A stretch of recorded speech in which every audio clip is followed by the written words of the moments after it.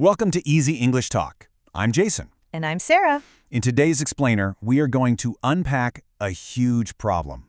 We're looking at why so many of you feel completely stuck in your English learning journey, and we're going to build a practical toolkit to help you finally speak with confidence. Exactly.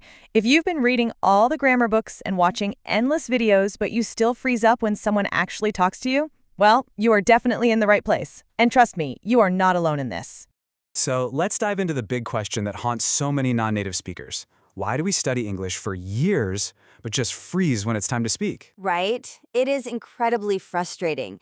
It feels like the ultimate betrayal. Your brain totally knows the vocabulary, you understand the rules, but the second it's time to open your mouth, your mind just goes completely blank.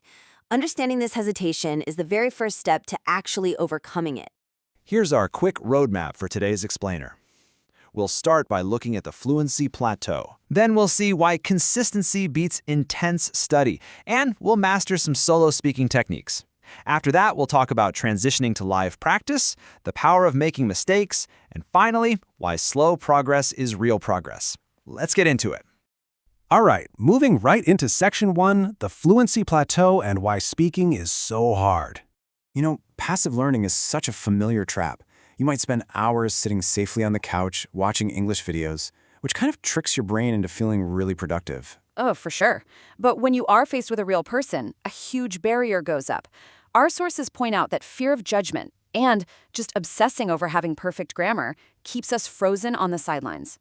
Language isn't a spectator sport, guys. You just can't sit on the bench and expect amazing results. Which brings us to Section 2, consistency beats intense study and rethinking your routine. Imagine sitting down for an exhausting 2-hour weekend cram session. Learners online constantly report that these huge marathon sessions just lead straight to burnout. You end up exhausted, and then you skip practicing for days. Yeah, we've all been there. Contrast that with a simple 15-minute daily habit. It's like watering a plant. When you water it every single day, even just a little bit, your brain reinforces the memory before it fades. It's sustainable, it keeps your brain fresh, and it builds that daily contact you need for real growth. Okay, let's look at Section 3, Master Solo Speaking Techniques with 5 actionable tips. Tip number 1 is called shadowing. This is how you basically hack your brain to stop translating in your head. Just play an English podcast or video and speak slightly behind the host, tracing their words out loud.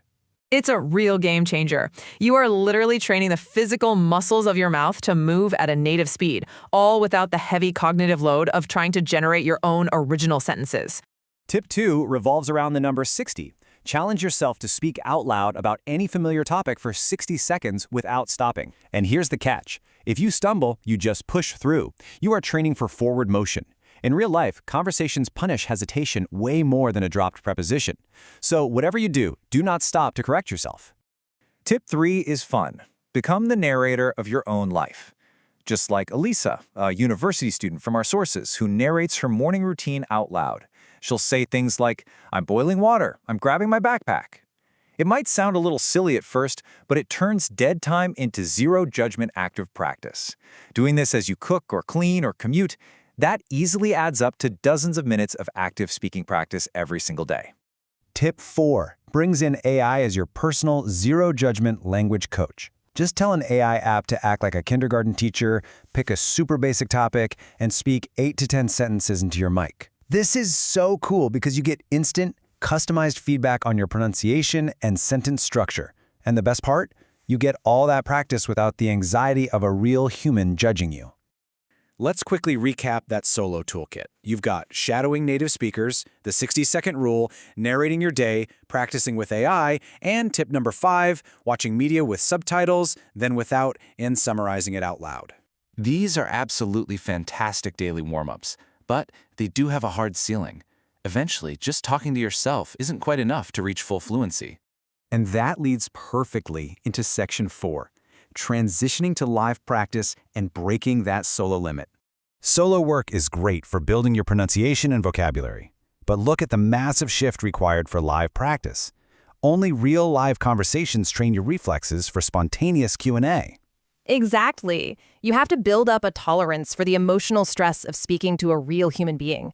Live practice forces you to deal with real-time error correction and social dynamics that you just cannot simulate by yourself in your bedroom.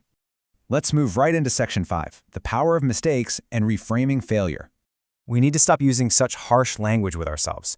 Every slip-up or awkward pause, it isn't a failure, it's active proof that you are learning to ride the bicycle. Hit the nail on the head. If you tell yourself I'm failing, your body literally feels heavy and you're going to want to quit. But if you shift that to I'm learning slowly, you stay on the bike. Mistakes are not a sign of failure, they are the actual mechanics of progress.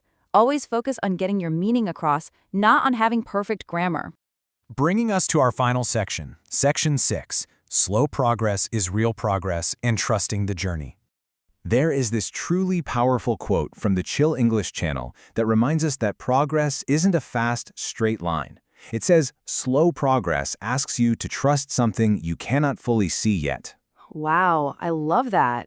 It is incredibly easy to get discouraged when you don't feel entirely fluent after just a few weeks. Human minds love clear, fast results, right? But language learning just doesn't work that way. Real progress rarely looks like a big fireworks show. It's made up of ordinary, totally unspectacular moments. It's catching yourself understanding a phrase you didn't know last month. Yes, or feeling maybe 5% less panicked when a barista asks you a question, or just staying in a difficult conversation instead of giving up and walking away. That is what winning actually looks like. Motivation comes and goes, so please avoid the trap of waiting for the perfect moment. You do not need a perfect study plan, and you definitely don't need 3 hours of free time. Nope. You just need to show up today, move your mouth, and make some noise in English. Consistency is absolutely your greatest weapon. So we'll leave you with this final thought. What is one small thing you can do today to step out of your comfort zone and speak? Will you choose to stay silent? Or will you take that one small step today to let your voice be heard?